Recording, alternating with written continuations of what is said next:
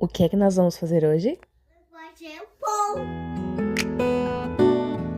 Você já reparou que as melhores conversas, risadas e até reconciliações acontecem ao redor da mesa?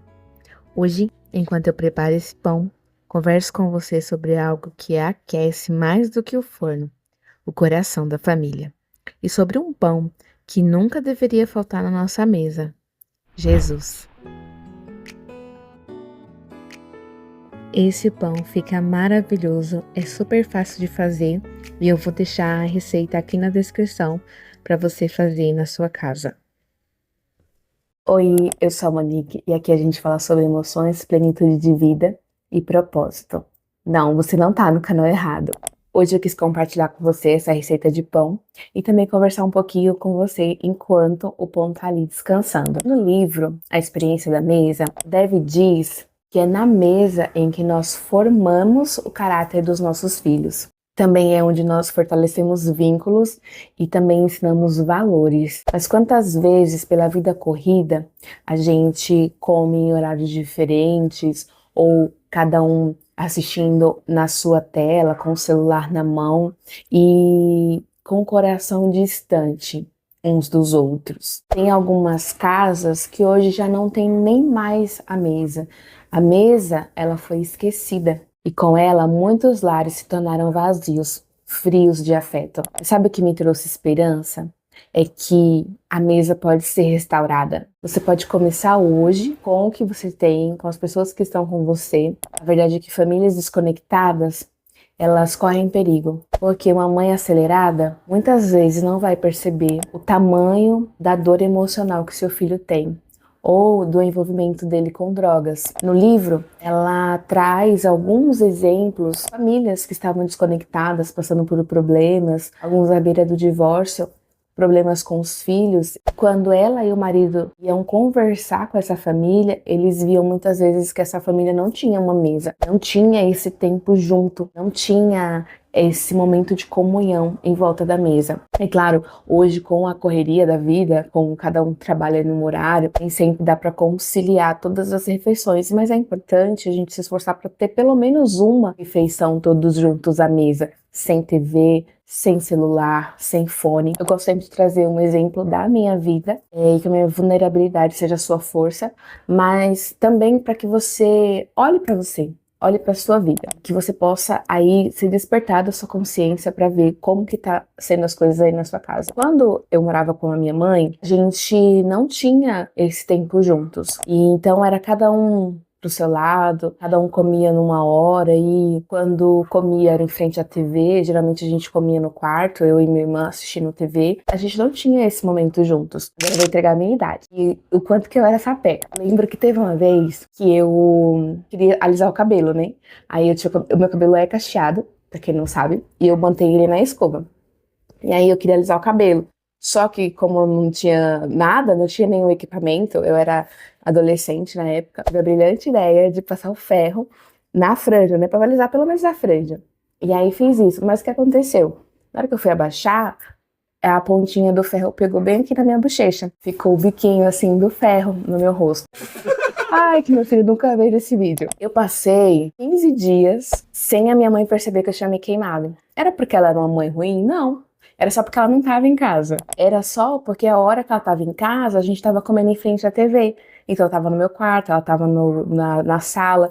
Então demorou aí pelo menos 2 semanas para ela ver que eu tinha queimado o rosto, né? Não foi nem num lugar escondido.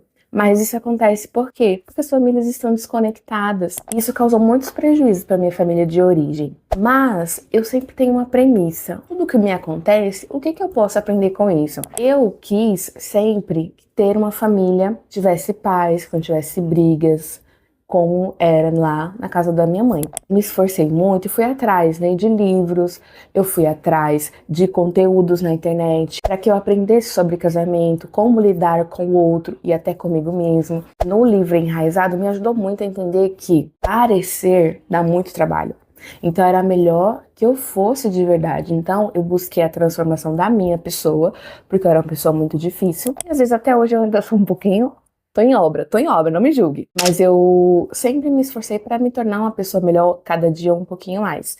E isso me trouxe muitos benefícios, porque a gente tem a cultura de pelo menos uma vez no dia, né? Agora que os nossos horários estão um pouquinho diferentes, mas a gente sempre senta. Então, de manhã eu tomo café com o meu esposo, o meu filho, eu tomo café da tarde com ele na semana, e no final de semana nós fazemos todas as refeições juntos. Isso traz muita conexão para a família. É um momento em que a gente conversa sobre o nosso dia. Isso traz esse senso de pertencimento para cada um de nós e principalmente para o nosso pequeno, que está nessa fase tão importante que é a primeira infância. Por que eu trouxe esse pão? Porque em João 8,35, Jesus disse: eu sou o pão da vida, e quem vem a mim jamais terá fome. O pão está na nossa mesa há milhares de anos.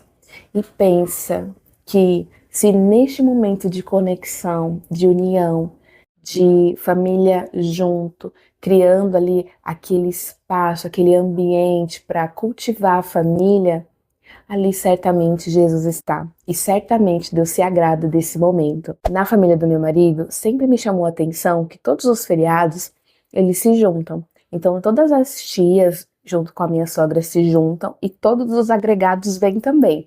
Então, vem os filhos, vem as noras, vem todo mundo.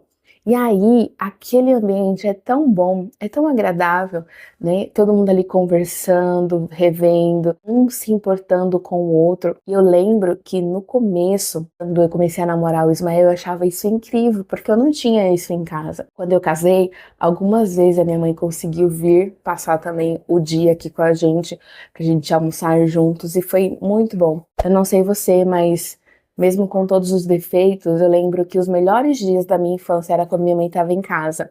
E ali era tão gostoso. Lembro que ela fazia uma receita de frango cozido que eu amava, que não tinha nada de especial.